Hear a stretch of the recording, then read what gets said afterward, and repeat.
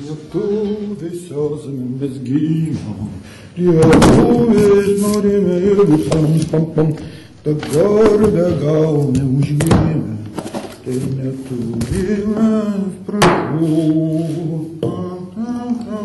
Viskas susidėsime, minutėlę, toliau kaip žinot, kas tvarkoje, čia mano scenarijus, čia mano klausimai, tai čia mano aplinka, atsisėsim. Taigi, sveiki, mėly bičiuliai, aš esu specialus korespondentas Gustavas iš Lietuvos televizijos laidos Gustavo enciklopedija ir vėl mes šiandien susitinkame prie kompiuterio ekranų jūsų viešosiose bibliotekose. Na, kaip žinote, rytoj, vasario 16-oji, su plevėsos trispalvės, nuskambės vienos tokios žinomos giesmės žodžiai, kurią dar XIX amžiaus pabaigoje Suvalkijoje parašė vienas žymus daktaras. Ir tos giesmės žodžiai pirmą kartą buvo lietuviškame laikraštyje išspausdinti 1898 metais ir po to ji buvo dainuojama tai žodžiais vis daugiau ir oficialiai pirmą kartą prieš didįjį Vilniaus Seimą, jo išvakarėse, oficialiame koncerte nuskambėjo šios eilės. Ir 17 metais jau visose oficialiuose renginiuose skambėjo ši giesmė. Na, tai, kaip supratote, tai yra Vinco Kudirkos parašyta tautiška giesmė, Lietuvos Respublikos himnas. 16 eilučių, kurios kviečia mus tamsumas pašalinti. Žodžiu, tą mes ir mėginsime šioje protų kovoje daryti. Vincas Kudirka šios giesmės žodžius parašė 1888 metais, 1916 metais, kitas žymus žmogus, Jonas Basanavičius, paskelbė Lietuvos nepriklausomybės aktą. Taigi šios dienos protų kovos klausimai ir padės mums tamsumas pašalinti ir tie klausimai padės mums daugiau sužinoti apie mūsų krašto praeitį, ateitį ir dabartį taip pat. Žodžiu, linkiu jums visiems šios dienos kovoje sėkmės ir manau, kad jums visiems labai gerai seksis. Na, o dabar norėčiau, žinoma, pasikviesti savo pagalbininkę, saugaus interneto ekspertę Ingą, be kurios aš ir be rankų, ir be galvos tiesiog esu. Na, Inga, aš jau jungiau kompiuterį. Aš jau esu. Kaip viskas veikia? Geras kompiuteris. Labadiena visiems. Geras kompiuteris. Geras. Veikia. Turime net 2 kompiuterius, kuriais šiandien ir žaisime draugė su jumis, kaip ir Gustavas minėjo, vasario 16 dienos klausimais. Na, aš prieš tai dar gal galiu, Gustavai, trumpai apibendrinti ir papasakoti, kaipgi, kokie rezultatai po praėjusių protų kovų. Na, iš tikrųjų, sulaukėme labai daug atsiliepimų iš bibliotekų, iš bibliotekininkų, taip pat kai kurie žaidėjai mums parašė. Na, visi išreiškė savo nuomonę, savo pastabas, labai dėkojame visiems, tiesiog atsižvelgiam į tas pastabas, tą jūsų nuomonę ir, šiek tiek pakoregavom ir žaidimo trukmę, jinai bus šį kartą šiek tiek trumpesnė, bus šiek tiek mažiau klausimų, tai vaikai netaip pavargs bibliotekose ir galbūt viskas vyks šiek tiek intensyviau. Na, taip pat labai džiaugiamės apdovanoję praeitose kovose 5 bibliotekas, 5 bibliotekų komandas ir tiesiog tose bibliotekose, jau į tas bibliotekas iškeliavo mūsų prizai, tai yra juos išsiuntėm pirmadienį, tikimės, kad jie pasieks kuo greičiau tas laimėjusias komandas. Be abejo, dar apdovanojame vieną papildomą komandą, kuri dėja dingus elektrai žaidė, nepavyko tęsti žaidimo mūsų platformoje, tačiau jinai galėjo žaisti tiesiog atsakinėdami į tokius alternatyvius klausimus, į mūsų viktoriną, tai yra komanda Vilniaus Pagirių bibliotekos, tokiu smagiu pavadinimu Pagrandukai. Jinai surinko iš viso 20 taškų, iš 28 galimų. Tikrai šauniai padirbėjo ši komanda ir jai taip pat yra išsiunčiami visiems 3 komandos nariam, išsiunčiami prizai. Prizai keliauja į bibliotekas, iš kur žaidėjai galės juos ir atsiimti. Na, o dabar, Gustavai, ko gero, pati įdomiausia ir smagiausia dalis, kągi mes padovanosime šios dienos viktorinos laimėtojams. O ką mes padovanosime šios dienos nugalėtojams? Taip. Visų pirma, pirmosios vietos laimėtojai šiandien gaus, tokią ypatingą dovaną, tai yra...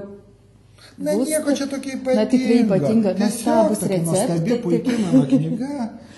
Gustavo receptai, čia ne tik receptai yra, čia yra taip pat visokių pamokančių istorijų, pažintinių dalykų, komiksų, žodžiu, legendų, pasakų. Ir ši knyga bus su paties Gustavo autografu. Tai yra kiekvienos komandos narių, kiekvienai komandai Gustavas pasirašys specialų autografą. O kitos komandos išnyko iš kadro, grįžtų į kadrą, gaus Gustavo plakatus, grįžkite prie manęs, taip pat su Gustavo parašu, taip pat gaus puodukus, be abejo saldžių prizų. O mes šiek tiek nusprendėme atnaujinti, mūsų kamera yra be galo susiblaškiusi, šiuo metu jinai rodo, ką nori rodyti, neklauso mūsų.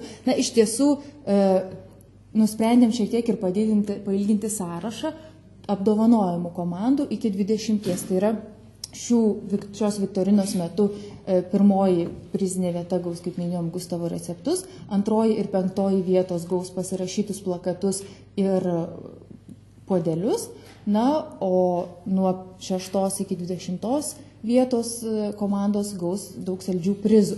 Taigi, tiesiog jo norisi apdovanoti kuo daugiau. Taip, o galbūt, Gustavai, galėtum priminti, kokiosgi yra mūsų protų kovų taisyklės. Taip. Viktorina iš viso sudaro 4 turai. Kiekvieno turo metu aš, Gustavas, pateiksiu jums po 5 klausimus.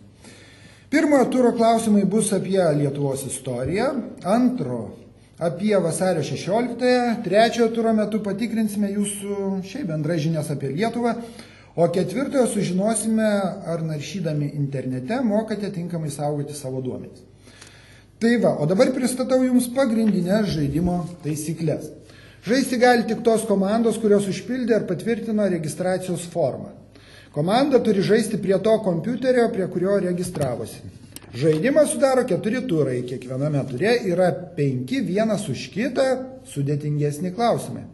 Komandai klausimą atsakyti turi per 60 sekundžių. Prie kiekvieno klausimo matysite atsakyti likusi laiką. Galimybės grįžti į prieš tai buvusią ar peršokti į kitą klausimą nėra. Žaidimo metu aš, Gustavas, perskaitysiu jums klausimą, jūs matysite jį savo kompiuterio ekrane. Atsakymą į klausimą galite pasirinkti tik iš pateiktų variantų. Klausimas laikomas atsakytų, kai pažymite jį pelės spustelimu. Vienam klausimui yra tik vienas teisingas atsakymo variantas. Jei komanda per atsakymui skirtą laiką nepažymi jokio atsakymo varianto, už klausimą įgauna 0 balų. Klausimas gali būti atsakytas iš dalies teisingai. Iš dalies teisingai atsakiusi vieną klausimą galima pelnyti pusę balų, kuriais tas klausimas yra įvertintas. Pavyzdžiui, jei klausimas įvertintas 2 balais, iš dalies teisingai jį atsakę pelnysite 1 balą. Jei klausimas įvertintas 4 balais, iš dalies teisingai jį atsakę pelnysite 2 balus ir taip toliau. Atsakymą į klausimą gali pateikti tik komandos nariai. Leidžiama naudotis interneto šaltiniais. Iškilus techninėms kliūtims, kreipkitės į žaidimą prižiūrinti bibliotekininką. Jis padės išspręsti problemas ir jūs galėsite žaisti toliau. Žaidimo pabaigoje paskelbsime 5 daugiausiai balų surinkusias komandas, tai ir bus komandos nugalėtojos. Dar 15 daugiausiai balų surinkusių bibliotekų, į jas iškeliaus saldus prizai. Jei jūsų komanda nugalėjo, visi komandos nariai turi palikti savo elektroninio pašto adresus bibliotekininkui. Elektroniniu paštu su jumis susisieks žaidimo organizatoriai ir praneš, kaip atsimti laimėtus prizus. Taip, na kągi, ir ko gero galėsime pradėti savo žaidimą. Jau galėsime klausimus, tik tai man reikia klausimus gauti. Aha. Gal telefonas yra paskambinti? Tai va, sekretorė, negaliu. Alio, labas, kaip reikaliukai? Viską, oi, atleisk, nosytę pudravai, oi, nosytę, atleisk, bet supranti, aš turiu gauti klausimus, Viktorina, laikas nelaukia. Supranti, būk jau tokia maloni. Laukiu. Tuoj viskas bus tvarkoje. Laukiam klausimų? Laukiam klausimų. O, Ranka mums ištiesia klausimus, ačiū ranka. Taip, originaliai čia viskas atrodo. Čia matyta tuos klausimus. Gal skendo, gal kas nors gal skendo, čia jūromis keliavo vandenynais, kaip seniais laikais, kai dar nebuvo interneto, tai va, čia dabar maždaug panašiai taip pat keliautojų pasižiūrėsime, ištrauksime tos klausimus. Šitą gal čia pastatysime, čia nereikia. Taip, pasižiūrėsime. Pergamentas, taigi. Na tai aš tiesiog nežinau. Gal pristatome, kokia yra pirmojo etapo tema, apie ką mes šiandien? Taigi, jau kaip sakiau, pirmojo turo tema, tai yra įvairūs klausimai iš Lietuvos istorijos. Tai ir pradedu tada. Pirmas klausimas, ar ne? Pasiruošim komandas? Pasiruošim. Pirmas klausimas, už kurį bus skiriami 2 balai. Jau galiu skaityti. Taip, prašau. Medinė Klaipėdos pilis pirmą kartą paminėta 1252 metų Liepos 29 dienos dokumente. O kasgi pastatė šią pilį? Pakartosiu klausimą. Medinė Klaipėdos pilis pirmą kartą paminėta 1252 metų Liepos 29 dienos dokumente. O kasgi pastatė šią pilį?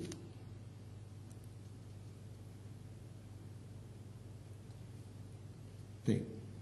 Laikrodis tiksi jau dabar. Laikrodis tiksi, komandos. 60 sekundžių turite atsakyti tą klausimą. Ir kaip jau sakiau, 2 balai kol kas už teisingą atsakymą. Kai kuriom komandom galbūt keliauja dar klausimas, tai tiesiog kantriai palaukite. Kitos komandos galbūt jau gavo ir tada kviečiam atsakinėti. Na, o kol komandos atsakinėjo, Gustavai, aš tiesiog norėčiau tavęs irgi paklausti. O kokiasgi Lietuvos pilis pats esi aplankęs? Na, tikriausiai nebūsiu labai originalus, jeigu pasakysiu, kad Vilniaus aukštutinę pilį buvau aplankęs. O kas tai ta aukštutinė pilis? Aukštutinė pilis, tai va čia viskas makaluojasi. Kai kas sako, kad nesupranta, kas ta aukštutinė pilis. Aukštutinė pilis tai dar kitaip vadinama Gedimino pilimi. Gedimino pilis? Tai tas likęs vienas bokštas, taip mes jį ir įsivaizduom, kad tai yra Gedimino pilies bokštas. Taip jau aiškiau vadinam. Aš žinoma, Trakų pilį buvau aplankęs, tai jie daug didesnė. Tai man ten patiko, sienos gražiai, dailiai išdėliotos, išmūrytos, aišku, jos jau šiais laikais, bet vis tiek pagrindas pilies likęs. Va, ir man patiko, kad ten yra kalėjimas net. Kalėjimas net buvo Gedimino pilį? Ne Gedimino pilį, Trakų. Ai, Trakų. Gal Gedimino irgi, aš tiksliai nežinau. O be to dar man patiko, kad ten buvo įvesta šildymo, tokia speciali šildymo sistema, kuri šildė patalpas. Vat, tai tas įdomus dalykas, man atrodo, tai aukštutinė pilį, kurie dabar yra Vilniuje, irgi taip pat buvo šildomas grindis. Man, tai kai buvau vaikas, tai patikdavo įvairiausi ginklai, tai vis kopdavom į tą kalną, kardai, šarvai, labai ten plokšteliniai kryžiuočių šarvai, patrankos, o dar man patiko Trakų pilyje, tai tokie iš šonų bokšteliai išsikišę. Tai ten tokie bokšteliai, žinot kam? Ne, nežinau, papasakok. Tokie iš šonų bokšteliai. Tai ten eidavo žmonės ten atlikti savo gamtinių reikalų. Va. Kad, ta prasme, į vidų neteršti. Žodžiu, įdomu tenai. O aplink Trakų pilį man patiko ežerai dar. Ten ešerių labai daug. Aš net esu pagavęs keletą kartų. Keletą ešerių. Keletą ešerių. Jie labai gražus. Fiziškai. Na, ar Klaipėdos pilį buvo, Gustavai? Klaipėdos pilį.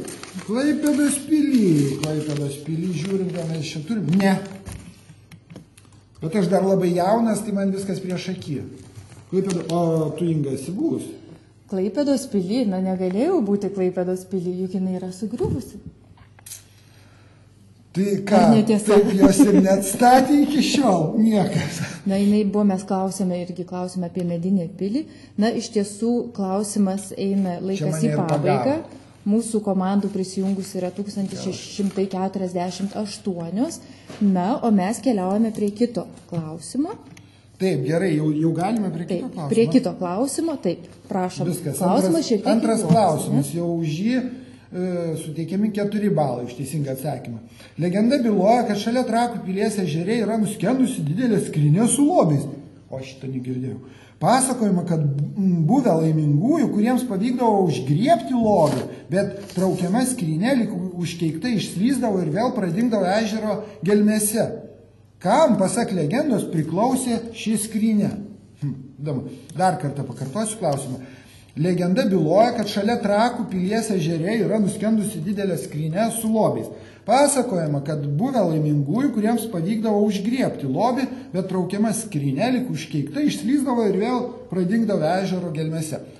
Kam, pasak legendos, priklausė ši skrynė?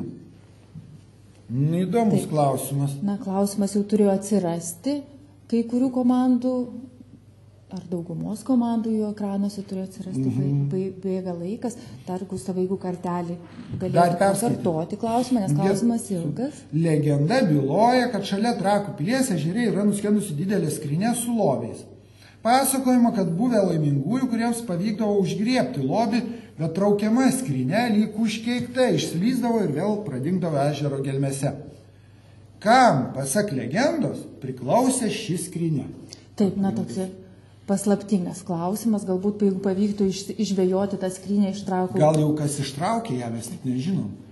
Nu, Visko gali būti šiais laikais, žinot, sunkmetis, tai jeigu tik kas sužinos, toj pat ten puls ieškoti skrynios su pinigai. Aš pats nieko prieš ten paieškoti. Tik dabar ežeras užšalęs, tai gal aš palauksiu pavasario. Gal būtų netgi paprasčiau prakirtus ledą, bandyti įlysti. Paprasčiau, sakai? Nežinau, įsivaizduok, jeigu visas ežeras užšala, visas ežeras tampa ledu iki padugno. Ar taip negali būti? Nebuvo, tai čia tokių šalčių nėra buvę Lietuvoje. Nebuvo. Visas ežeras iki dugno. Tai tada ten visos žuvis jau būtų, viskas joms numirtų. Negali būti. O jeigu sušaltų viskas į ledą vienam, tai kaip tada tą skrynį ištraukti pagal tai? Aha, geras. Iškapoti kirviu. Įdomus klausimas. Bet šiaip tai įdomus, čia gali būti gal ir teisybės realios šioje legendoje. Galbūt. Na, o mes gal keliaukime toliau, laikas atsakymui skirti baigėsi ir tiesiog einame prie kito klausimo. Gerai, tada trečias klausimas, už kurį skiriami 6 balai. 20 amžiaus pradžioje... 19 amžiaus pradžioje. Atsiprašau. 19 amžiaus pradžioje Vilniuje susikūrė net kelios švietimo idėjas laisvę nuo carizmo propagavusios draugijos, kuri iš jų buvo pirmoji. Ši draugija taip pat leido leidinį Gatvės žinios. Dar kartą pakartosiu. 19 amžiaus pradžioje Vilniuje susikūrė net kelios švietimo idėjas laisvę nuo carizmo propagavusios draugijos, kuri iš jų buvo pirmoji. Ši draugija taip pat leido leidinį Gatvės žinios. Tai va. Aš manau, kad šiaip šiek tiek tų draugijų aš pat žinau, atvirai prisipažinsiu, bet žinau, galiu išvardinti, bet tikrai ne visas. Čia yra nelengvas klausimas. Čia yra labai sunkus klausimas, nes 19 amžiuje, kaip visi žinom, prasidėjo toks švietimo judėjimas, kaip žinom, gimė ir laikraščiai, garsiai Varpas, Aušra, prasidėjo visas tas tautinis judėjimas, lietuvybės judėjimas, na ir be abejo žmonės būrėsi į grupės. Ne, tai va, apie tokias draugijas mes ir kalbame. Draugijas ir žinoma, aišku, tų draugijų vairių buvo, tai čia lengva susipainioti iš tiesų, čia ne tik vaikai, bet ir suaugę žmonės, aš manau, tai tikrai ne iš karto atsakytų. Bet porą iš jų tai tikrai pasakyčiau. Porą pasakytų mane, bet aišku, kai matai sąrašiuką 5 draugijų priešais akis, tai nesunku. Ne, iš tikrųjų, jeigu kas nežinotų, tai aš tikrai nesmerkčiau, kad jie nežino, nes aš pats tikrai nežinau. Na, o Gustavai... Bet ką reikės pasistengti, vis tiek pagalvoti. Tai ta minutė, aišku, nedidelis laiko tarpas, bet gal kas... Gal aš manau, kad mokiniai daugelis tai daugiau už mane žino. Nes jo, tiesiog mokykloje mokosi per istorijos pamokas, ko gero prieš vasario 16 ir kitose pamokose kalbate apie tai, kas vyko, kodėl vyko visas šitas sąjūdis tautinio atgimimo 20 amžiaus pradžioje. Galbūt mokytoja kada nors yra ir prasitarusi. Be abejo, ar žinai, Gustavai, tiesa, kad šiandien ir vakar vaikai beveik neina į mokyklą. pradinių klasių mokiniai į mokyklas neina, nes labai labai šalta. Jau dar šalta. Taip. Taip, vat staiga, taip netikėtai, jau lyg ir pavasario laukiame ir staiga. Taip.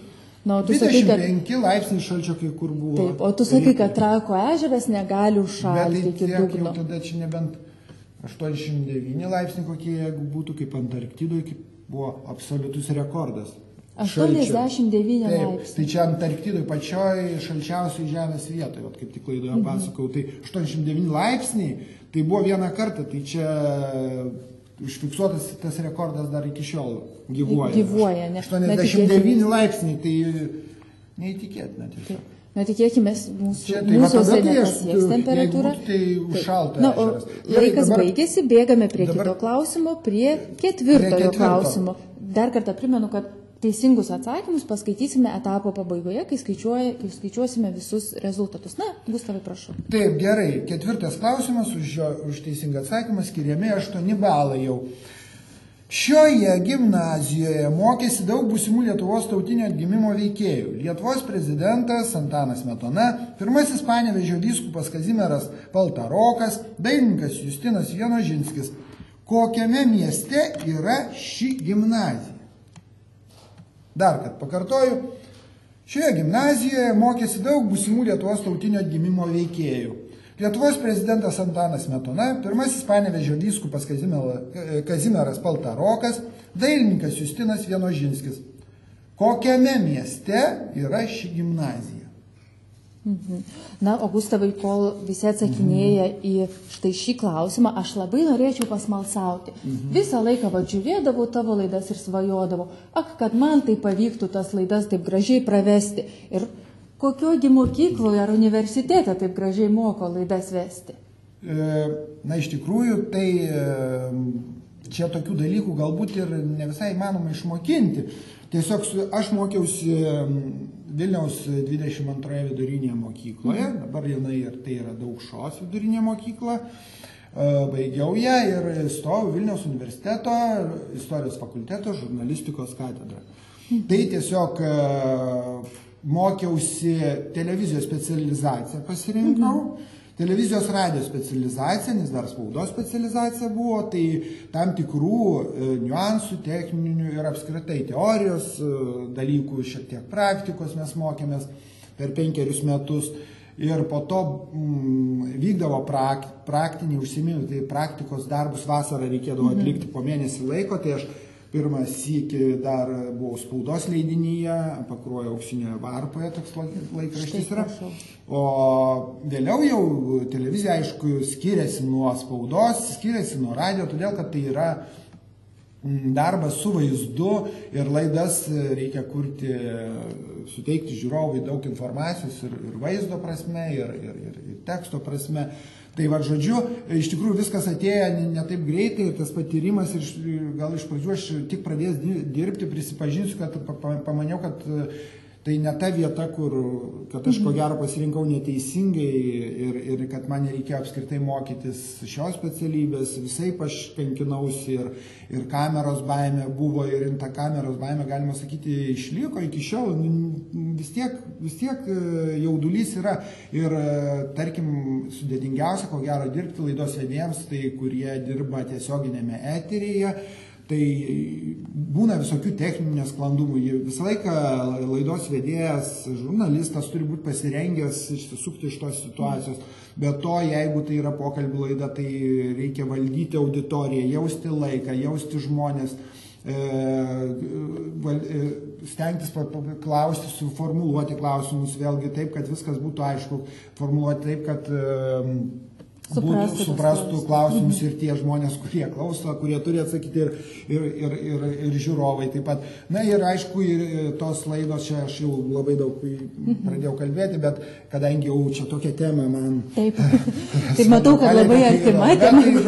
O taip, iš tikrųjų, to visą laiką ta patirtis, dedant laidas, tada analizuojant savo klaidas, aišku, reikia turėti sugebėjimų tam tikrų. Vis dėlto laidos vedėjas turi, aišku, turėti ir daug žinių ir mokėti kalbėti sklandžiai, logiškai ir taisyklingai lietuviškai ir mus kalbininkai labai kontroliuoja. Tai vad, žodžiu, dar turėti ir kažkokių, ir neblogai aktorinių tam tikrų sugebėjimų. Žodžiu, daug dalykų čia tokių yra. O dabar aš siūlau pereiti prie mūsų kito klausimo, jau praėjo minutė, visos komandos turėjo laiko atsakyti, tos, kurios greičiau atsakė, galėjo paklausti, kaip įdomiai Gustavas pasakoja apie tai, kaip tampama laidų vedėjų, ką reikia daryti, kokių savybių turėti. Mes dar jau paklausim, kaip jis tapo Gustavu. O kol kas einame prie 5 klausimo, tai paskutinio pirmo turo arba etapo klausimas, už kurį skiriama jau 10 balų. Skulptorius Petras Rimša sukūrė daug darbų įamžinusių Lietuvos nepriklausomybės siekius. Kurios iš šių skulptūrų yra jo sukurtos? Tai turite pasižiūrėti ekrane, pamatyti. Dar kad perskaitysiu klausimą. Skulptorius Petras Rimša sukūrė daug darbų įamžinusių Lietuvos nepriklausomybės siekius. Kurios iš šių skulptūrų yra jo sukurtos? Tai reikia pasižiūrėti ir pamėginti spėti. Taip. Tos visos skulptūros išvardintos tikrai yra labai garsios. Pats skulptorius Petras Rimša irgi yra žinomas skulptorius. Jo sukurtų skulptūrų yra daugelį miestų Lietuvos. Bet čia taip pat labai gali susipainioti, nes ši tematika tokia yra, sakyčiau, vėlgi iš tų laikų skulptūros čia pateiktos ir čia galima suklysti. Sudėtingas nors, aišku, sudėtingas, bet jisai tik tai tie, gal kas dalyvavo pirmoje protų kovoje, tai galbūt jeigu įsiminė pradžią mūsų tos kovos, tai jiem turėtų pagelbėti. Tiesiog pasufleravo. Pasufleravo šiek tiek. Tai čia tiek, žodžiu, dabar jau viskas 5 klausimą. 5 klausimas jau mes perskaitėme. Jau perskaitėm, tai kaip ir pirmas turas baigtas. Čia reikės dabar tik tai perskaityti teisingus atsakymus. Taip. Tai dar lukterim tų komandų. Dar palauksim truputėlį. Biškuliuką palaukiam, duodam susikaupti ir atsakyti, nes paskutinės minutės pačios vertingiausios. Ir po to iš karto jau skaitysime teisingus atsakymus. Taip, mes dar patikrinam, pasižiūrim. Taip. Ir ko gero baigėsi laikas, eina į pabaigą, paskutiniosios sekundės, etapo pabaiga, pirmojo etapo pabaiga ir baigiame etapą. Dabar tiesiog visos komandos savo kompiuterio ekranuose, gal šiek tiek ankstėliau, gal šiek tiek vėliau, pamatys teisingus, tiesiog visą reitingų sistemą. Tai yra pirmąjį 100 komandų, kurios teisingai atsakė visus klausimus, ar geriausiai atsakė visus klausimus. Taip pat kiekviena komanda matys ir savo vietą reitingų lentelį.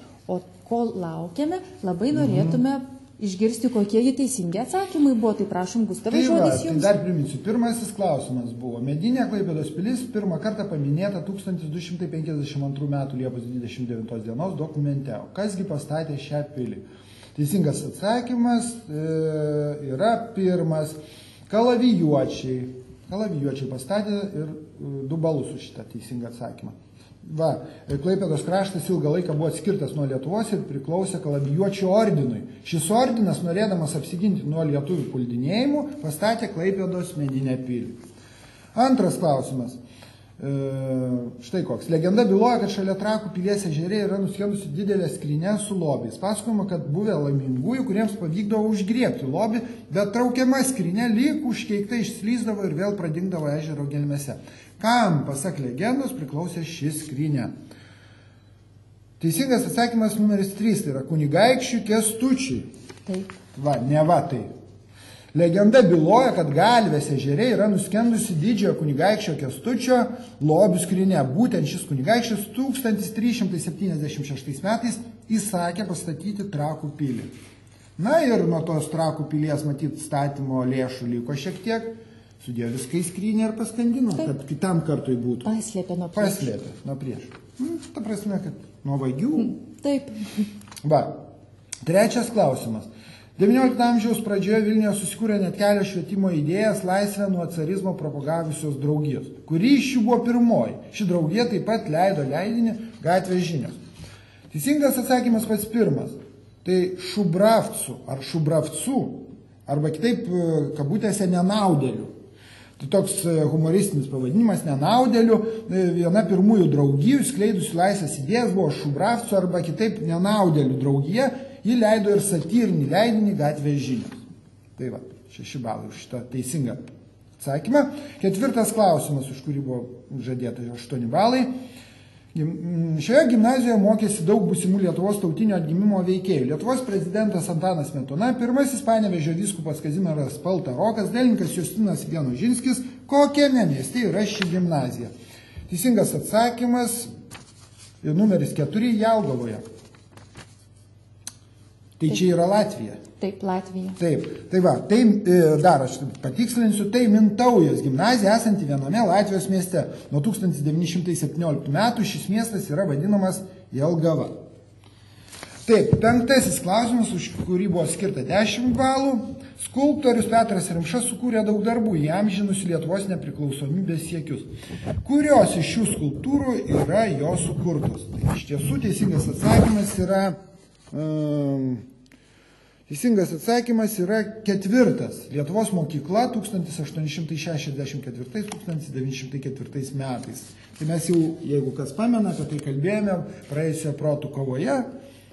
Lietuvos mokykla, kur prie Balanos, mama verpia, rateliu suka ratelį, o vaikas atsisėdęs mokosi iš elementorių. Na, o dabar mes jau, tai yra visos komandos, ko gero, mato savo rezultatus ir labai džiaugiamės, kad net 14 komandų teisingai atsakė į visus klausimus. Tai yra pirmosios 14 komandos surinko net po 30 taškų. Šaunuoliai visi, ypatingai aktyvūs yra zarasai, kiti šiek tiek pasibarstė labiau. Na, o mes einame prie kito etapo nieko nelaukdami, tiesa? Taip, prie kito etapo mes eisime nieko nedelsdami.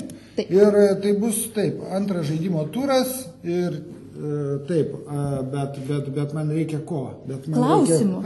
Klausimų man reikia, klausimų. Čia tų popierių pridėto klausimų pasirodo nėra. Gal vėl paskambinam, atrodo, kad padeda.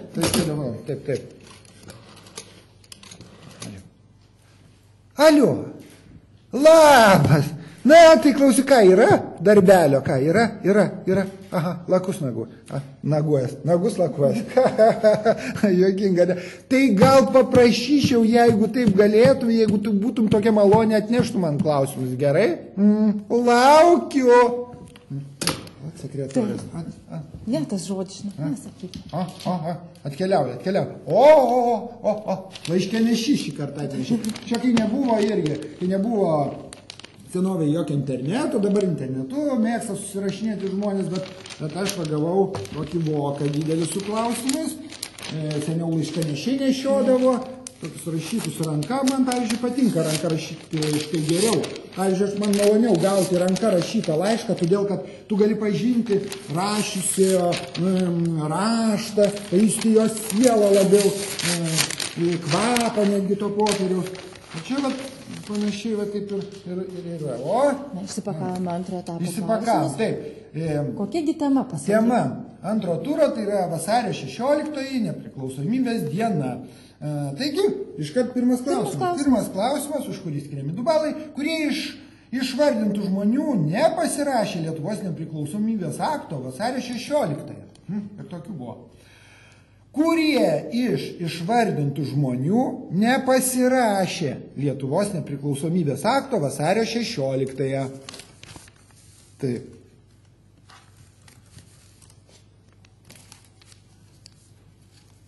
Taigi, laikas bėga. Na, Augustai, aš norėčiau tavęs dar irgi paklausinėti. Manau, kad visiems mūsų žiūrovam, tie, kurie atsakinėja į klausimus, kurie galbūt jau atsakė, yra įdomu šiek tiek daugiau sužinoti ir apie tave. Pavyzdžiui, o iš kurio tu krašto esi Gustavai kilęs? Aš esu Vilnietis, gimęs Vilniuje. Bet jeigu tą genealoginį medį studijuotume labiau, tai mano mama nuo Joniškio krašto. Nuo Joniškio, taip, o tėtis nuo Ukmergės. Tai va, tai šiaip aš aukštaitis. Aukštaitis labiau, ne? Taip. Ar dažnai nuvyksti į tuos kraštus? Dažnai, todėl kad gyvena dar tame, pavyzdžiui, Pakruojyje, gyvena labai daug mano giminaičių, na, gyvena ir daugiau, bet dėdės mirė jau, tetos gyvena dar, pusseserės, pusbroliai, taip Pakruojis toks yra mano, kaip ir toks vaikystės, atostogų miestas. Tai aš ten dažnai svečiuodavausi ir dar važiuodavau toliau nuo Pakruojo, autobusus, sėdavau tokį autobusiuką nedidelį ir iš Pakruojo važiuodavau pro Linkuvą, pro Žeimelį, tolyn ir išlipdavau tokia ilgame kelyje prie Blaužiūnų kaimo. Ir keliaudavau tuo Blaužiūnų kaimu tolyn, labai toli, už Blaužiūnų kaimo dar toliau buvo Gailiūnėlių ir Gailiūnų kaimas. Ir tai va tie Gailiūnėliai, Gailiūnai buvo mano močiutės visai prie Latvijos sienos, trobelė, toks vienkiemis dar buvo, ne gyvenvietė, ačiū Dievui, ten jau nebuvo iškėlę tuo metu, būdavo aplink daug apleistų sodybų, aš ten mėgdavau vaikščioti, obelis neiškirstos, gerbo gaudavau, romantiką, nakvodavau ant šieno, gaidys ryte kašarikų. Grįžkime į studiją. Galėčiau apie tai papasakoti. Taip, tai tiesiog dabar skubame prie klausimo. Antrasis klausimas. Taip, antrasis klausimas, už kurį 4 balai bus skiriami. Kokiame leidinyje 1918 metais buvo publikuotas Lietuvos nepriklausomybės aktas? Dar pakartosiu. Kokiame leidinėje 1918 metais buvo publikuotas Lietuvos nepriklausomybės aktas? Tai va. Taip. Tai tavo tokie vaikystės prisiminimai labai gražus, ne, ir romantiški. Įdomu buvo ir, žodžiu, man vasaros labai patikdavo, bet žiema, ruduo nelabai patinka. O ten važiuodavau, tai pabūdavau taip dažniausiai Pakruojį pasisvečiuoju, pas vieną tetą, pas kitą, pas pusseserės padraugaujam. Na, tada išvažiuodavau ten į kaimą, labai mėgdavau tą kaimišką gamtą ir tuos ūkio darbus, visokiausius labai padėdavau močiutei, baba ją vadinom. Aha, labai smagu. Dabar grįžtame tiesiog prie savo temos, prie vasario 16-osios. Na ir norėjau paklausti, Gustavai, tavęs, kaipgi tu šventi Lietuvos nepriklausomybės dieną? Ar turi galbūt kažkokių tradicijų? Vis tiek tai yra visiems lietuviam tokia pakankamai svarbi diena. Na, tai palyginti dar ne taip visai seniai, prieš, tarkim, 25 metus, nežinau, ten jau prasidėjo judėjimas, vadavimasis iš okupacijos, iš Rusų, Sovietų sąjungos okupacijos ir tai buvo draudžiama švęsti šitą šventę, netgi tai būdavo vienas tokių labai rimtų nusikaltimų, jeigu tarkim, pamojuotum trispalvę vėliavą, kuri mūsų dabar yra kaip šventenybė, tai jeigu tais laikais, aš atsimenu, mokiausi mokykloje ir buvo taip, kad ten pakabino kažkas, tai čia buvo tie mūsų okupantai, visai ieškodavo ir gaudydavo tos žmonės, kurie išdrįso tai padaryti, pakabinti jau nepriklausomos Lietuvos vėliavą. Tai ir nepaminėti, tai tą dieną švęsti kažkaip oficialiai ir, tarkim, kažkur viešai, tai jokiais būdais negalėjai, tai tiesiog kažkas tai namuose, kažkiek tai taip, kaip kiekvienas sugebėdavo, gal prisimindavo, ar tėvai vaikams šitą papasakodavo. O dabar tai, aš nežinau kaip kiekvienas, bet mes su draugais šiandien, ta prasme, išvakarėse aš vakeliausiu pas savo bičiulį, režisierių Augustiną Gricių, kurio labai didelė graži šeima ir giminės renkasi, draugai, ir mes ten visokiausių prisigalvojam žaidimų ir žodžiu, taip smagiai praleidžiam tas išvakarė. Aha, labai smagu, taip pat džiaugiamės, kad galime šiais laikais vasario 16 švęsti atvirai, visi tuo džiaugtis. Ir, einame prie trečiojo klausimo. Taip, trečiasis klausimas. Net susipainiau, kaip trečias klausimas. Trečias klausimas, nuklydom.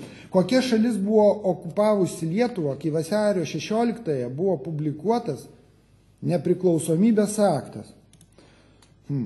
Kokia šalis buvo okupavusi Lietuvą, kai vasario 16 buvo publikuotas nepriklausomybės aktas? Iš tiesų, tas labai klausimas, reikia tikrai gerai pagalvoti ir įsigilinti. Prasme, jau Lietuva lyg ir buvo išsilaisvinusi, paskelbusi nepriklausomybę.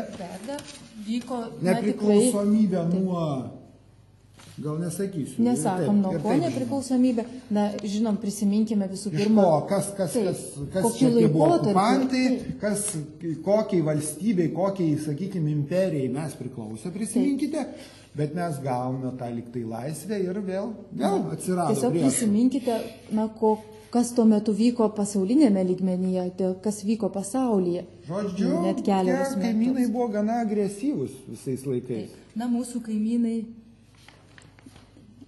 kaimynai iš tiesų agresyvus, Lietuvos jau toks likimas, na, jinai ir po 20 metų nepriklausomybės, pirmojo laikotarpio vadinamos Smetoninės Lietuvos, vėl prarado nepriklausomybę ir vėl kovoti turėjome. Na, tiesiog tos kovos tikimės, kad jau baigės ir mes jau iškovojame savo nepriklausomybę.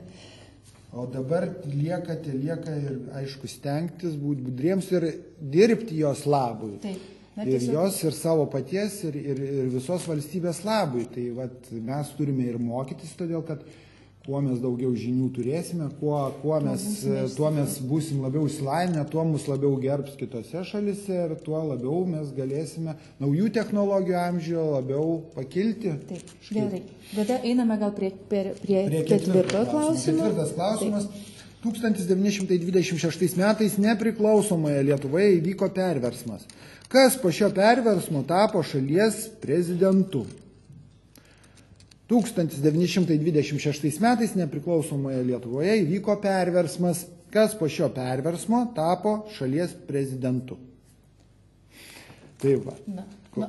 Iš tiesų, kalbant apie Lietuvos prezidentus, aš norėčiau paklausti tavęs. Kuris tavo, yra mylimiausias prezidentas, galbūt daugiausia pagarbos sulaukęs iš tavęs, iš visų Lietuvos prezidentų? Na, aš taip žinot, kaip čia pasakyti, gal ir Antanas Stulginskis ir Antanas Smetona, aišku, turėjo tenai, galbūt ne visai, aš taip pasakyčiau, kad aišku buvo visokių, galbūt ir nuomonių yra, bet aš daugiau gal orientuojuosi į šios laikus, kai teko labiau pažinti ir savus prezidentus jau man gyvenant, tai iš tikrųjų ir Valdas Adamkus yra labai gerbiamas žmogus, prezidentas, ir žinoma, daug mes tikimės ir taip pat labai gerbiame šiuolaikinę prezidentę. Ir labai džiugu, mums moterims, kad tai yra moteris pagaliau Lietuvos valstybės vairą paėmė moteris. Labai džiugu. Gal tada keliaukime, pasidžiaugę tokiais dalykais, keliaukime prie penktojo klausimo, tai yra antrojo etapo paskutinio klausimo. Penktas klausimas. Pirmasis nepriklausomas Lietuvos prezidentas buvo Antanas Smetona. O kas paskutinis tuo laikotarpiu ėjo Lietuvos prezidento pareigas? Man pačiam reikėtų dar kartelį jį perskaityti. Gerai suprasti. Kad geriau suprasčiau. Pirmasis nepriklausomas Lietuvos prezidentas buvo Antanas Smetona. O kas paskutinis tuo laikotarpiu, ta prasme prieš jį, ėjo Lietuvos prezidento... Kas paskutinis to pirmuoju Lietuvos nepriklausomybės laikotarpiu ėjo Lietuvos prezidento pareigas? Tai va. Prieš Lietuvą okupuojant, visi žinome kam, Sovietų sąjungai. Ne, čia gal anksčiau šiek tiek. Kodėl anksčiau? Gal aš čia kažką susipainėjau. Susipainėjau visiškai, Gustavai. Tai dar kol okupavo, o gal tai dar daug laiko praėjo. Tai čia prieš Smetoną dar. Ne, čia yra pirmasis nepriklausomos Lietuvos prezidentas buvo Antanas Smetona. Taip. Ir būtent tuo pirmosios nepriklausomybės laikotarpiu, kasgi paskutinis ėjo Lietuvos prezidento pareigas. Čia šiuo atveju kalbame... Matai kaip gerai, kad dar kartą, aš pats susipainėjau, aš nesupratau. Šitas klausimas iš karto galiu pasakyti, kad jis yra šiek tiek sudėtingas, reikia labai gerai pagalvoti. Tai reiškia jau ir tikrai nusipelnyti apie tai, kad po to jau buvo okupuota. Taip. Vėl ir ilgam laikui. Taip, be abejo. Ir tikrai tiesiog nusipelnyti tų 10 balų, kurios gausite už šį klausimą. Taip, ir laikas po biškį po truputį eina į pabaigą, na štai ir aš darau lietuvių kalbos klaidų, po truputį laikas eina į pabaigą. Ir mes nekantriai lauksime antrojo etapo rezultatų. Na, paskutiniosios komandos paspaudžia baigti, pateikti atsakymą, o mes keliaujame. Tai dabar reikės perskaityti teisingus atsakymus. Taip, Gustavai, teisingai. Ir tada eisime, keliausime, pradėsime trečiąjį turą po to. Bandome pateikti. Dabar antro turo teisingi atsakymai. Jau galima. Taip, prašom. Tai buvo pirmas klausimas. Kurie iš išvardintų žmonių nepasirašė Lietuvos nepriklausomybės akto vasario 16 dieną? Iš 5 variantų Vincas Kudirka nepasirašė, nes jis nebuvo vasario 16 akto signataras dėl paprastos priežasties, nes jis mirė 19 amžiaus pabaigoje. O Lietuva nepriklausoma valstybė buvo paskelbta po jo mirties praėjus 20 metų. Tai va, 2 balai, reiškia, 4 atsakymas buvo teisingas. Antras klausimas. Kokiame leidinyje 1918 metais buvo publikuotas Lietuvos nepriklausomybės aktas? Teisingas atsakymas, antras variantas. Lietuvos aidė. Pirmosios nepriklausomybės aktas 1918 metų vasarį pasirodė dienraštyje Lietuvos aidas. Trečias klausimas. Kokia šalis buvo okupavusi Lietuvą, kai vasarį 16 buvo publikuotas nepriklausomybės aktas? Tai mes išsivadavome iš carinės Rusijos, bet čia 1, 2, 3 ir vokiečiai mūsų okupavo. Buvo tai teisingas trečias atsakymas, Vokietija. Va, kai Lietuva pirmą kartą paskelbė nepriklausomybę 18 metais, dar vyko pirmasis pasaulinis karas, o Baltijos šalis buvo užėmusi Vokietijos kariuomenę. Taip. Ketvirtas klausimas. 1926 metais nepriklausomoje Lietuvoje įvyko perversmas. Kas po šio perversmo tapo šalies prezidentu? Teisingas atsakymas numeris 2. Antanas Smetona. Teisingas atsakymas 8 balai. Va, 5 klausimas, už kurį 10 balų buvo skiriama, skambėjo taip. Pirmasis nepriklausomas Lietuvos prezidentas buvo Antanas Smetona. O kas paskutinis tuo laikotarpiu ėjo Lietuvos prezidento pareigas, kai vėl mus okupavo Rusijos Sovietų sąjunga. Va, teisingas atsakymas yra 3. Antanas Merkys. Paskutinis Lietuvos prezidento pareigas ėjo Antanas Merkys, kai artėjant sovietų armijai Antanas Smetona pasitraukė į vakarus. Prezidentu Antanas Merkys buvo vos 2 dienas, nuo 1940 metų birželio 15 iki 17 dienos. Tai va. O toliau, ko gero, ieškome trečio etapo klausimų, trečio turo. Aš jos pasidėjau pats, trečio turo klausimus. Lauko, čia šitas, ne šitas, ne šitas. Tai pažiūrėsiu čia. Tas viskas man čia truputėlį susipainė. Ieškok, Gustavai, nepamesk. Klausyk, trubėjai, aš pasiglamžė, bet aš čia norėjau, kad patogiau pasidėti, kad man... Kad paslėpt norėjai nuo visų. Čia atleiskit, šiek tiek tas popierius pasiglamžė, bet nieko tokio. Aš jos perskaitysiu siek. Tai va, trečias turas, faktai ir skaičiai apie Lietuvą. Tai tema tokia trečio turo. Faktai ir skaičiai apie Lietuvą. Tai galim pradėti? Taip, pradedame. Pirmas klausimas, trečio turo pirmas klausimas. Visi žinome, kad Lietuva pagal gyventojų skaičių lenkia Latviją ir Estiją, o pagal šalies plotą išrikiuokite Baltijos šalis pagal jų užimamą plotą. Su šalims priklausančiomis salomis. Dar kartą perskaitau klausimą. Visi žinome, kad Lietuva pagal gyventojų skaičių lenkia Latviją ir Estiją, o pagal šalies plotą išrikiuokite Baltijos šalis pagal jų užimamą plotą su šalims priklausančiomis salomis. Tai va. Žodžiu, čia toksai, gal nelabai sunkus klausimas, 2 balai už jį. Skiriami, nedaug. Nesunkus, bet reikia. Bet būna visai. Būna kartais atrodo ir paprastas klausimas, o kai reikia greitai atsakyti, viskas susimakaluodavo. Na ir be abejo, mes tiesiog priminsime, kad ir Lietuvos plotas, jis ne visą laiką buvo toks, koks yra dabar. O ar tu, Gustavai, žinai, kada Lietuvos plotas buvo pats mažiausias? Pats mažiausias. Pats mažiausias. Pats mažiausias plotas buvo pats mažiausias. Tai buvo tuo metu, kai, žodžiu, aš tai manyčiau, kad tai buvo prieš paskelbiant nepriklausomybę. Palauk, ne, atsiprašau. Ne, čia buvo tuo laikotarpiu, ko gero, tarpukario. Taip. Tarpukario. Kodėl tas plotas buvo pats mažiausias? Todėl, kad Klaipėdą buvo okupavę prancūzai. Taip. Po to šitą Vilnių Lenkai. Vilnius nepriklausė Lietuvai. Nu tai va, tai pasižiūrėkime, kiekgi čia tos lietuvėlės dalyka. Tai praktiškai aš gal viską išvardinau. Mes Klaipėdos krašto neturėjom ir Vilniaus krašto neturėjom. Būtent tarpukariu tas Lietuva buvo visiškai neturėjom sostinės svarbiausia. Taip, bet mes dabar turime ir Vilniaus kraštą, ir Klaipėdą, ir, tiesiog pakankamai didelę šalį. O galbūt dabar mes jau keliaukime prie antrojo klausimo, visi jau spėjo atsakyti. Antras klausimas, už šį skiriami 4 balai. Rytų Aukštaitija, ežerų kraštas. Koks miestas prieš karą vadintas Ežerėnais? Koks miestas prieš karą vadintas Ežerėnais? Ežerėnais. Neįdomus pavadinimas iš tiesų. Ežerėnais. Miestus vadinti Upėnais. Miestus Upėnais, o New Yorką dangoraižienais. Nes ten labai daug dangoraižių.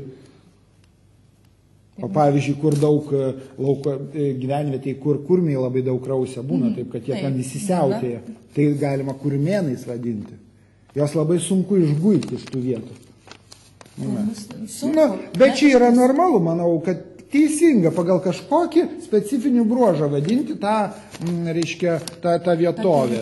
Bet Lietuva tikrai yra Bet kadangi ežerai tai jau seniai va tose vietose yra, ten, tarkim, kurmiai tik tai įsisiautėjo, tarkim, tam krašte, kuris vadinasi, tarkim, Pakruojaus ten apylinkių laukose, tai jau nebepavadinsi. Todėl, kad ten upė plaukia irgi tekėjo, kruoja pro šalį. Ir visai būtų normalu, kad pasakyti, dėl to, kad per lygumą lygia upelis ruvenas, skalauja derlingus krantus, ten upė ten kruoja, o miestas Pakruojas prie jos prisiglaudė šaunus. Va, kokią dainą moka. Gerai, tai dabar ką darom? Prie antro klausimo einame. Prie antro klausimo. Mes jau antrą klausimą perskaitėm. Dabar trečias klausimas. Taip. Čia apie ežerėnus buvo klausimas antras. O dabar trečias klausimas, 6 balų už jį. Eglės antras pagal populiarumą Lietuvos miškų medis. Eglynai pagal plotą sudaro 24% šalies miškų. Tačiau viename Lietuvos krašte eglių yra pastebimai mažiau. Kuriame? Va čia, žinokit, irgi galima susipainioti. Eglės tai antras pagal populiarumą Lietuvos miškų medis. Eglynai pagal plotą sudaro 24% šalies miškų. Tačiau viename Lietuvos krašte eglių yra pastebimai mažiau. Kuriame iš tų kraštų? Vat aš, aš pasakyčiau. Čia galima susipainioti. Šiaip taip. Gerai. Taigi dabar klausimas keliauja į bibliotekas, į komandų kompiuterius. Na ir iš tiesų eglė, tai toks medis, kurio Lietuvoje ko gero tikrai, ir kiekvienoje sodyboje, ir visur net 30% visų šalies miškų, beveik 30% sudaro. Tai tikrai nemažai. Bet eglės, va čia buvo vienais metais 90, jeigu neklystu, 94 ar 5, ten yra susirgusios buvo tokia liga, ten įsimetė toksai babzdys, vabalas į jo kamieną ir pradėjo tiesiog graužti ten povę ir tiesiog tos pušys, ir čia kaip užkrečiama liga, ir šitos eglės pradėjo džiūti. Labai smarkiai ir daug labai didelis plotas eglynų buvo iškirsta. Bet vis dėlto eglė liko tas vienas populiariausių medžių. Na ir iš tikrųjų reikėtų tiem, kas atsakinėja į klausimą, tiesiog pagalvoti, kogi reikia tam, kad eglės gerai augtų ir kokiamgi Lietuvos krašte to, ko reikia, nėra pakankamai. Oi, čia labai sudėtinga. Čia sunkus, aš kitaip galvočiau. Aš tikrai kitaip galvočiau. Aš atsakyčiau spontaniškai visai kitaip. Tai irgi. Taip. Bet kaip visada. Bet aš nežinau, gal tu paaiškinsi. Klausimus perskaitysim etapo pabaigoje. O dabar. Nors aš tai, pavyzdžiui, visai. Na gerai, aš po to pasakysiu gal. Po šito turo, ką galvoju. Gerai. Dabar mes pereinam prie kito klausimo, prie Dabar trečio klausimo. Atsiprašau, ketvirto klausimo. Nuotraukoje dabar pamatysite kalvą. Kokia tai kalva ir kur ji yra? Štai nuotraukoje matote kalvą. Kokia tai kalva jūsų manymu ir kur ji yra? Va, tai čia tokių kalvų. Tokių kalbų daug Lietuvoje, šis klausimas dėl to ir sudėtingas. Vietiniai gyventojai turėjo pažinti ją. Geriausiai tikriausiai. Na gerai. Nežinau, kaip jiems čia seksis. Vietiniam gyventojam, ko gero, čia jau aišku gal seksis galbūt pažinti, galbūt pagal eglaičių išsidėstymą, pagal medelių išsidėstymą pavyks, bet tai užtikriname tikrai yra žinoma kalva. Tikrai, visi ar su mokyklomis, ar su tėveliais esame jas aplankę, tas garsiasias, didžiasias, žymiasias Lietuvos kalvas tiesa. O aš, Gustavai, norėjau paklausti tavęs. Štai tokio klausimo. Koks tavo nuomonė yra aukščiausias kalnas Lietuvoje? Čia yra suktas ganėtinai klausimas. Lietuvoje nėra aukštų kalnų iš tikrųjų, bet koksgi yra aukščiausias? Nežinau. Neįsivaizduoju, iš tiesų yra tokia, kaip ir visai nesena istorija, nežinau, ar tau teko prieš keliarius metus ją pasidomėti, bet iš tiesų ilgą laiką aukščiausių kalnų buvo laikomas toks Medininkų kalnas, esantis Medininkuose tuose pačiuose. Tačiau, bet visai nesenai, 2006 metais, dar kartą atlikus išmatavimus kalnų aukščio, paaiškėjo, kad aukščiausias kalnas yra ne toli gražu ne Medininkų, o šalia jo esantis toks kalnas Aukštojas. Ir dabar yra naujas. Aš tik tai buvau prisiminęs, kad jisai pagal aukštį buvo. Tik tai ar aukštuolis, ar aukštojas, ar aukštelysis. Ir galbūt dar pavyks atrasti ir dar šiek tiek aukštesnį kalną Lietuvoje, tiesiog pamatuoti. O tarkim, dažniau ir akiliau reikėtų. O atsvek, aukštinės Lietuvos pilies kalnas, kaip jis atsirado? Nežinau, kaip jis atsirado, bet dabar norėčiau pakviesti eiti prie paskutinio etapo, mes čia tiesiog padiskutuosime šituo klausimu. Neleidžia man kalbėti. Tiesiog žinau, kad bibliotekose visi labai nori kitų klausimų. Taip, dabar yra jau 5 klausimas, trečio etapo. Tu vis sakai etapo, aš sakau turo. Taip, iš tiesų, bet čia ne klaida. Turas tas pats. Taip, gerai. 5 klausimas. Kur Lietuvoje randama gintaro? Kur Lietuvoje randama gintaro? Čia yra, aš manyčiau, tai vėlgi toksai. Tai yra suktas klausimas, iš tiesų suktas klausimas. Nes galima pagalvoti vienaip, ta prasme, jūs supratote, ką aš jums norėjau pasakyti. O iš tikrųjų yra taip, kaip aš ką tik pagalvojau. O aš pagalvojau, žiūrėdamas į atsakymus, gavęs jų iš protingų žmonių, kurie sugalvotai ten užsienio visokie profesoriai, mokslininkai, kurie domisi Lietuvos kraštu ir taip toliau. Čia jie. Tai žodžiu, yra ne taip, kaip jūs galbūt pagalvojate. Yra, reikėtų tiesiog taip labiau Taip, gerai klausyk, čia mano tie... Čia aš dabar... Čia aš jau pasidėjau truputį kojomis, pasparinimą, tai čia atsiprašau. Tai gal aš skaitau tada jau atsakymus? Ne, tokiu būdu, Gustavai, kad tiesiog laukiame minutę, kol... Ai, dar ta minutė nepraėjo. Mūsų žaidėjai... Aš jau kažkaip pamaniau, kad mes per ilgai čia... Kalbame jau ir diskutuojame ilgokai. O žaidimo dalyviai tiesiog jau nekantrauja sužinoti teisingus atsakymus. Taip, ko gero nekantrauja, bet seks dar truputėlį palaukti. Tai o Vilniaus šitas aukštinės pilies vadinamas dar kitaip Gedimino pilimi kalnas. Yra, daug kas gal mano, kad jį ten tiesiog sunešė žmonės akmenys, pylė žemės. O iš tiesų tai natūralus darinys yra toksai. Jis atsirado po ledynmečio.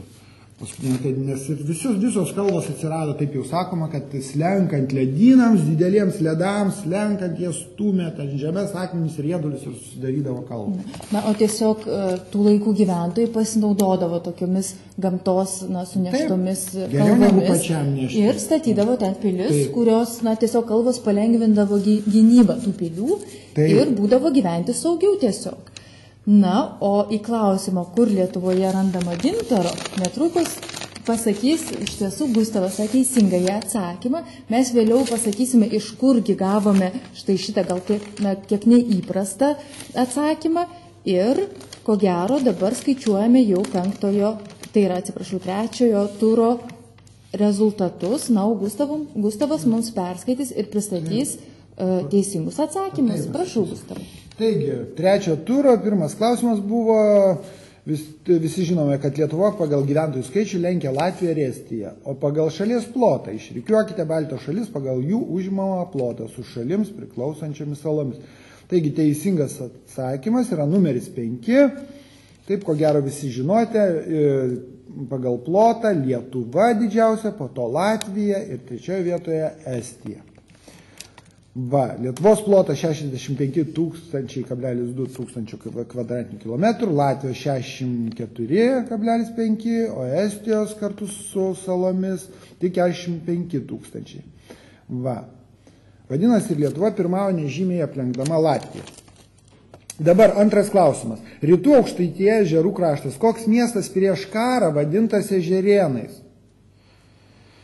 Tai teisingas atsakymas numeris 6. Zarasai. Na, taip jau ko gero galima ir buvo pagalvoti, kad Zarasai. Čia taip gal nelabai sudėtingas klausimas. Dabar trečias klausimas. Eglės tai antras pagal populiarumą Lietuvos miškų medis. Eglynai pagal plotą sudaro net 24% šalies miškų. Tačiau viename Lietuvos krašte eglių yra pastebimai mažiau. Kuriame? Na ir pasirodo, kad teisingas atsakymas yra pirmas, Dzūkijoje. Nors, sakyčiau, Dzūkija, miškų ir spygliuočių medžių kraštas. Bet Dzūkijoje iš tiesų yra daug pušynų.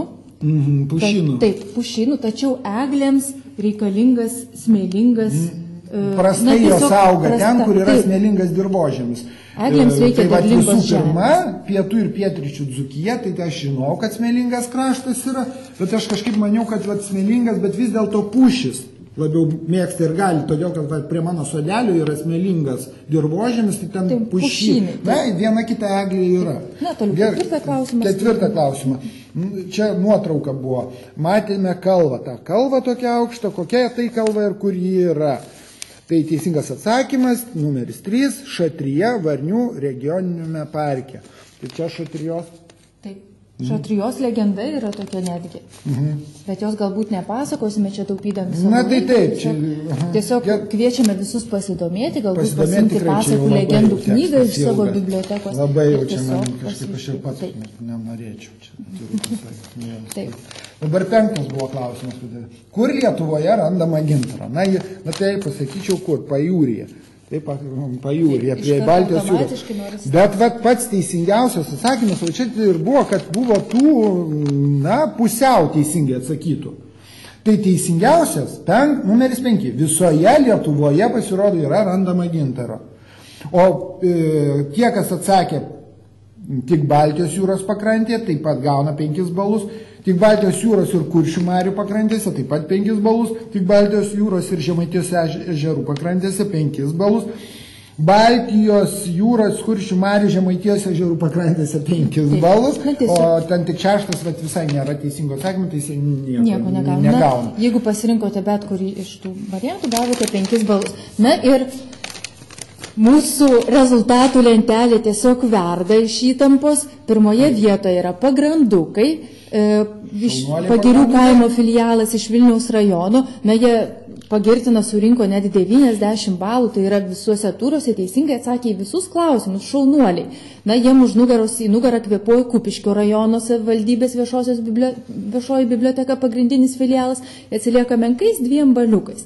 Na ir toliau Elektrėnų Abromiškių filialas, Zarasų pagrindinė biblioteka, vėlgi Kupiškio pagrindinė biblioteka ir toliau atsilieka dar šiek tiek Zarasai, surinkę po 85 balus. Na, iš tiesų įtampa auga, didėja, dabar mes... Taip, ir dabar perinam prie 4 turo klausimų ir Gustavai, na... Viskas. Dabar jau netrauksiu, aš tiesiog turiu savo rankose. Turi savo rankose, atsirado stebuklingai klausimas rankose, na ir pradedam tą įtampą. Dabar tema 4 turas, paskutinis, aš manau, gal nereikės papildomo turo. Taip. Paskutinis 4 turas, jo tema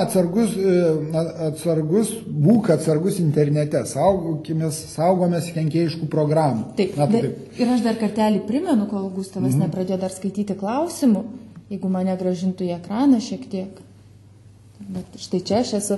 Tiesiog dar kartą primenu, kad mūsų visos šitos protų kovų transliacijos yra skirtos saugaus, na, tiesiog atsargiam elgesiu internete. Taip pat, todėl kiekvienos tos protų kovų metu bus ir klausimų būtent iš šios temos.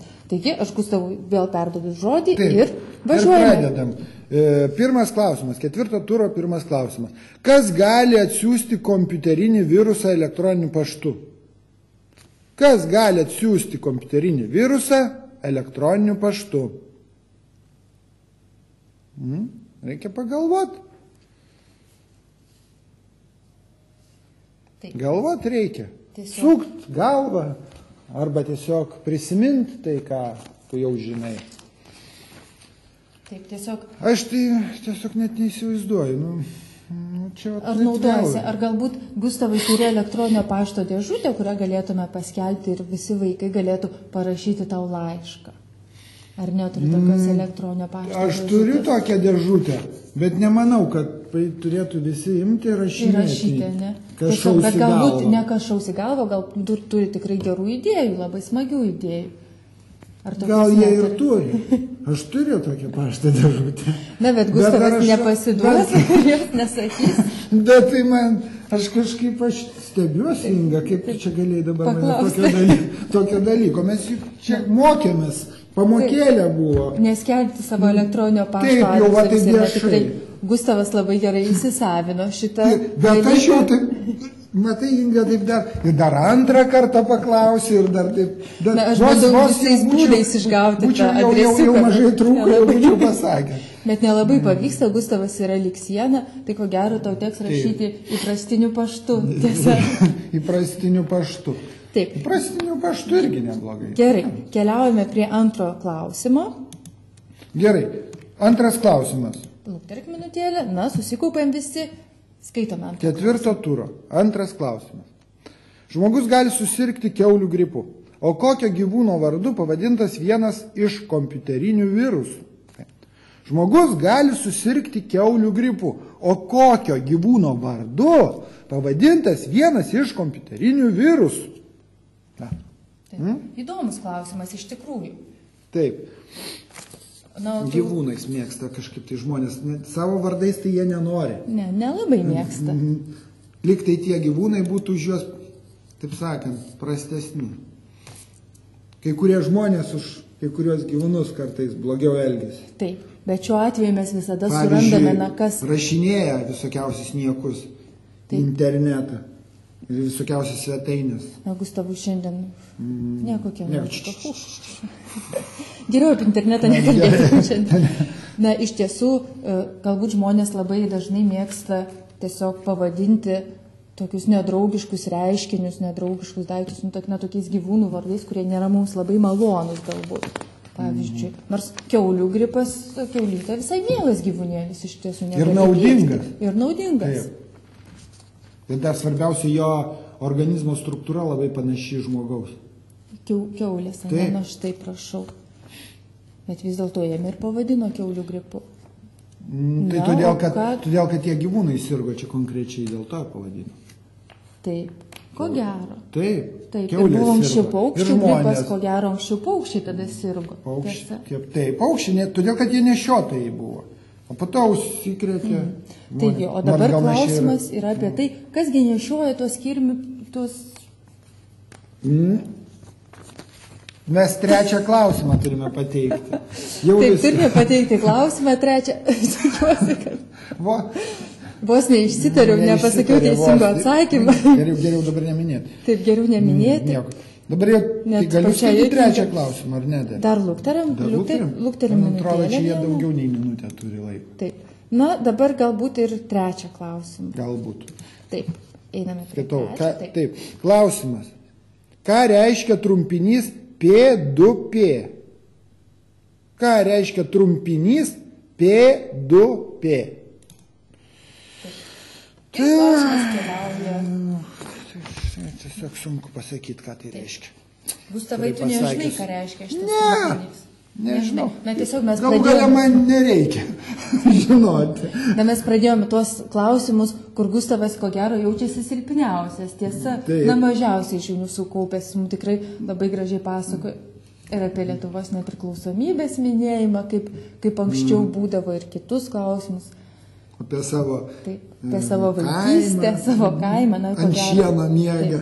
Na, ko gero, tai na, šie prisiminimai. Ne, man, visiems pavyzdžiui, dažnai tikrai malonūs maloniau apie būna. tai kalbėti, negu apie tą virusą, kurio pavadinimo vos nepasakė. Vos nepasakiau ir dabar išsiduos visiems, nes tikrai vos neišsprūdo man, bekalbant šito viruso pavadinimas. Na ir jisai vadinasi iš tikrųjų kirminas, supranti. Kirmina? Kirminas, Tai dabar viskas jau taip. galima skaityti toliau klausimą. Tai trečiasis klausimas yra ne apie tai. Trečiasis Ne, klausimas yra apie tai, kągi reiškia trumpinys P2P. A, teisingai. Ir dabar... Tai dabar jau mes nieko blogo, tada prasme. Ne, nieko blogo mes nepasakėme, na, tie, kurie teisingai... Dabar tiesiog jau ketvirtą klausimą skaitai. Dar laukiam Vis laukia tiesiog. Tu palauk, sakydavo man, mama. Na, o tu, Gustavai, geriau man pasakyk. Na, pavyzdžiui, žmonės labai dažnai pavadina savo kažkokius mielus daiktus vardais. Ar tavo kompiuteris turi vardą? Ar tu tau jis tiesiog yra kompiuteris? Kadangi jisai man nėra mielas daiktas, tai aš nevadinu kitų mielų padarų vardai. Ir tu, ko gero, Gustavai, nežaidži žaidimų per dienų dienas. Jau nežinau, jau čia kas pavadina kompiuterį vardu arba televizorių vardu, tai jau čia, žinot, na, tikrai jau čia truputėlį nenormalu, manyčiau. Na, gerai. Daiktą, kažkokiu maloniu vardu pavadinti. Na, tai Gustavas tiesiog technologijų, ko gero, nelabai ir myli. Mūsų mielasis Gustavas. Myliu aš tas, bet ne tiek. Ir ko gero, nepraleistum visos popietės Ne, aš nemanau, kad internetinių žaidimų. todėl, kad aš nesuprantu, kam tai mes sureikšminam šitą mes sakom. Taip, yra reikalinga technologija, dabar jau be jos neapsieisi, bet reikia ją naudoti, na, niekada pakliūva. Va tame ir esmė, kad mes jau vien sureikšminam patį kompiuterį, internetą kaip tokį dalyką, o man atrodo, kad svarbiausia juo pasinaudoti taip, na, nebereikalo naudotis, o tada, kada reikia, kad jisai naudotis kūrybiškai, būtent, kad tu galėtum su juo padėdamas, tik tai pagalbos priemonė kažką sukurti, teigiamą, ar ta prasme, kad jis palengvintų gyvenimą. Aha. Na, o einame dabar prie ketvirtojo klausimo, būtent apie tą patį internetą. Taip, kuo kenkia kompiuteriui, čia ketvirtas klausimas. Taip, ketvirtasis kuo klausimas. kenkia kompiuteriui Trojos arkliai? Taip, na, Kuo kenkia kompiuteriui Trojos arkliai? Va, nežinau. Tiksliau žinau, bet nesakysiu. Ir neprasitarsiu. Va. Čia jau turėtų tokia, žinot, šiaip sudėtingas klausimas. Čia jau specialistams daugiau. Bet, na, iš tiesų dažnai nustebtum, kiek daug vaikai, jaunoji karta iš tiesų žino apie internetą ir apie tos pačius pavojus. Aš netgi buvau nustebusi, na, tiesiog kai klausiu vaikų, kaipgi saugiai naudotis internetu, na, visi tikrai teoriškai žino ir papasakoja, kaip tą daryti, bet praktiškai ar tai taiko, na, tiesiog naršydami, bendraudami, va čia yra kitas klausimas, ko gero reikėtų labiau įgūsti, atsargiai bendrauti su nepažįstamais internete, ar neatsakinėti į kažkokius klausimus, provokacijoms nepasiduoti internete. Tai dažnai būna praktika nutolusi nuo teorinių tokių žinių, tada esu tikra, kad nemaža dalis vaikų tiesiog teisingai atsakys, ko ne į visus šio etapo klausimus. Taip, laikas, ko gero, tiks į pabaigą. Dar duodam paskutinės kelias sekundės ir artėjame prie penktojo, tai yra paskutinio klausimo šiame etape. Tai yra gerai, Gustavai. Paskutinis klausimas. Paskutinio turo, ketvirto paskutinio turo, paskutinio klausimo. Taip. Tai jau kaip ir baigsis. Taip, skaitome. Taip, penktas klausimas. Iš kurių? Taip, penktas klausimas. Iš kurių interneto svetainių ar internete esančių programų neįmanoma persiųsti kenkėjų? Neįmanoma. Iš kurių interneto svetainių ar internete esančių programų neįmanoma persiųsti kenkėjų? Va. Va, tau ir prašau. Visiems žaidėjams. Na, neįmanoma. Iš tiesų, pavyzdžiui, Facebookas, Skype'as, Gmailas ar šiomis programomis, kuria iš šitų programų neįmanoma yra persiųsti, parsisiųsti kenkėjiškų programų. Tie kenkėjai, tai jie... Čia reikia labai gerai pagalvoti, įsigilinti į klausimą ir tada bandyti atsakinėti. Na, ko gero, paskutinį klausimą šiek tiek padėlėsim. Gerai, Gustavai. Kad susikauptų visi. Kad susikauptų ir jau, nes paskutinis čia jau svarbiausias. Jau tikriausiai visi pavargo. Taip, visi pavargo, ko gero. Mes jau žaidžiame valandą ir 15 minučių ir su mumis yra 1779 komandos. O, tai čia panašiai kaip ir praėjusį kartą? Na, tiesiog maždaug 100 komandų šį kartą žaidžia daugiau. Ir dar aš tikiuosi, kad iš tiesų, va, taip jau sukrito viskas, kad va, praėjusį kartą būtent, kada mes čia transliavom tą žaidimą, kilo audra didžiausia ir daug kur Lietuvoje būtent sugadino mums tą žaidimą. Taip, na tiesiog kai kurios bibliotekos, netgi ištisi rajonai neteko elektros iš tiesų ir na buvo šiek tiek skaudu ir tiem, kas neteko elektros pačiam žaidimų įkarštį, bet labai džiaugiamės, kad šį kartą gamta yra su mumis, na šiek tiek spaudžia šaltukas, bet jis nieko baisaus. Bet diena gražina, tikiuosi, kad tikrai nepakenks šitiem. Gerai, ir ko gero jau laikas baigėsi. Laikas baigėsi, na ir dabar pats paskutinis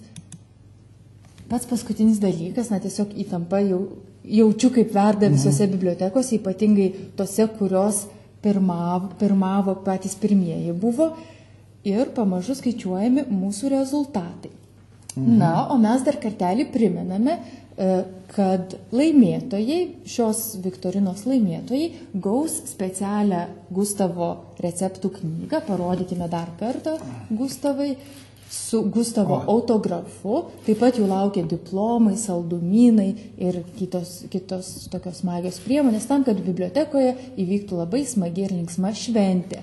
Na, o 2-5 vietą užėmusiam bibliotekom, šiuo atveju 2-7 vietą užėmusiam bibliotekom, nes aš jau matau rezultatus visus, 2-7 vietą užėmusios bibliotekos, tai yra komandos, surinko po 115 taškų.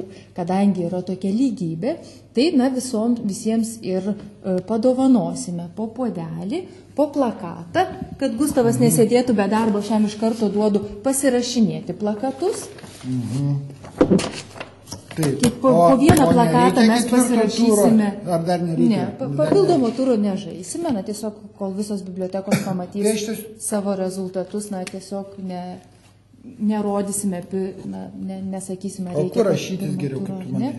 Ten, kur gražiau, viršuje visai būtų smagu. Taip, šone labai smagu, tiesiog tiek biblioteka gaus plakatą su Gustavo parašu, tiek kiekvienas komandos narys. Na ir 2-7 vietos, šiuo atveju komandos Žebertonis, Kupa, Žebertonis, Biblioteka, Panteros, Žiogai Jaunatis, na, gaus saldžių prizų, puodukų, pasirašytus plakatus ir tiek.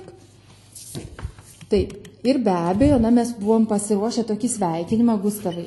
Taip. Dabar jau ko gero visos komandos mato mūsų lentelę ir gali jau sveikinti pagrandukus iš Pagirių kaimo filialo, šauniai pasirodžiusius ir surinkusius 120 taškų. Mes turime dar tokį gražų pasveikinimą visiems. O! Saliutas jums visiems pagrandukam iš Pagirių kaimo filialo. Dar labiau džiaugiuosi pagrandukų pergalę, vien dėl to, kad jie praėjusią viktoriną irgi žaidė, stengiasi, tačiau jų filiale dingo elektra, jie su kaupu atsigrebė šį kartą. Taip pat sveikinu visas komandas, kurios patenka į pirmąjį 20-tuką. pirmąjį, sakyčiau, 23-tuką, tai yra iki 23-osios vietos iki komandų kyborgai su 105 taškais. Na, visos komandos tikrai sulauks prizų, vienokių ar kitokių. Na ir tiek šiam kartui. Gustavas pasirašinėjimo įkarštyje. Mes be abejo susisieksime su bibliotekomis tam, kad gautume visų laimėtojų elektroninio pašto adresus. Na ir papasakosime, kaipgi atsiimti tuos prizus, kurie jūsų laukia. Na, o šiandienos laidą baigiame. Tai jau aš nežinau. Taip. Tiesa dar... Ketvirto turo teisingus. Taip, ketvirto turo teisingus atsakymus pamiršome. Tad tie, kas dar lieka su mumis, tie, kam smalsu, dar galite paklausyti teisingų atsakymų. Kažką pamiršom. Tai žodžiu teisingi atsakymai. Ketvirto turo. Buvo pirmas klausimas. Kas gali atsiųsti kompiuterinį virusą elektroniniu paštu? Na, čia vėlgi teisingas pirmas, antras, trečias ir ketvirtas atsakymas. Tai 5 numeris. Teisingas pirmas, antras, trečias ir ketvirtas atsakymas. 2 balai. Bet jeigu kas atsakė, kas pasirinko pirmą, antrą, trečią ir ketvirtą variantą, gavo po 1 balą. Taip. Va. Dabar antras klausimas. Žmogus gali susirgti kiaulių gripu, o kokio gyvūno vardu pavadintas vienas iš kompiuterinių virusų? Tai jau čia tu atsakei, kad kirminas. Tai teisingas trečias atsakymas. 4 balai už jį. Taip, buvo trečias klausimas. Ką reiškia trumpinys P2P? Tai teisingas antras atsakymų variantas, tai dokumentų apsikeitimo programos. Ketvirtas klausimas. Kuo kenkia kompiuteriui Trojos arkliai? Teisingas antras iš pateiktų atsakymų, jūsų kompiuterį leidžia valdyti šio viruso kūrėjams. Jūsų kompiuterį leidžia valdyti šio viruso kūrėjams. Taip, ir 5 klausimas, iš kurių interneto svetainių ar internete esančių programų neįmanoma parsisiųsti kenkėjų. Tai teisingas 6 atsakymas, tai, kuris taip skamba, nėra teisingo atsakymo. Vadinasi, iš visų tų minėtų svetainių įmanoma parsisiųsti kenkėjus. Taip, ir dar turime vieną svarbų pranešimą visiems šiuo metu mus žiūrintiems. Na, iš tiesų sulaukėme daug prašymų, įvairių klausimų būtent dėl šios viktorinos klausimų. Todėl ruošdamiesi kitai viktorinai, tai yra vasario 22 dienai, labai norime pakviesti ir jūs prisidėti. Jeigu komandos turite, tiesiog kažkokių klausimų, mūsų tema bus gimtoji kalba, tai yra tema kitos viktorinos mano gimtoji kalba. Todėl visas komandas kviečiame galvoti klausimus ir siųsti juos mums adresu info@bibliotekospazangai.lt.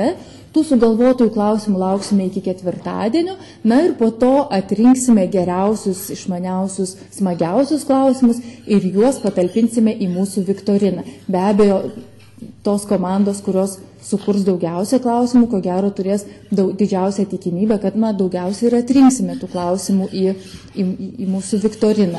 Be abejo, laukiame visų ir labai raginame jūs tiesiog siųsti klausimus, galvoti klausimus. Tema mano gimtoji kalba. Klausimą turi tiesiog būti klausimas ir keli atsakymų variantai, ir kokiu nors būdu pažymėkite tą teisingąjį atsakymą. Labai labai lauksime iš visų komandų info@bibliotekospazangai.lt. Ir ko gero Gustavas mūsų taip įsijautė, kad visus kalkatus jau pasirašė, šaunuolis. Beveik visus. Taip. O šiandienai mes jau ir atsisveikinsime. Atsisveikinsime ir matyt išvyksime. Taip, ir matyt išvyksime, tačiau susitiksime kitą antradienį, vasario 22 dieną, 15 valandą. Iki malonaus. Iki pasimatymų. Profesoriau, ir kam visos šitos apsaugos? Na, girdėjau, kad internete nesaugu. Tai tikrai nepadės. Internete reikia elgtis atsargiai. Kaip atsargiai? Sekundėlę. Kiekvieną vasario antradienį 15 valandą ateik į savo viešąją biblioteką, dalyvauk protų kovose, sužinok, kaip internete elgtis atsargiai ir laimėk smagių prizų. Dalyvaujančias bibliotekas rasi www.bibliotekospažangai.lt. Profesoriau, ir kam visos šitos... Nes jautėsi, nosis vis tik pašalo. Tas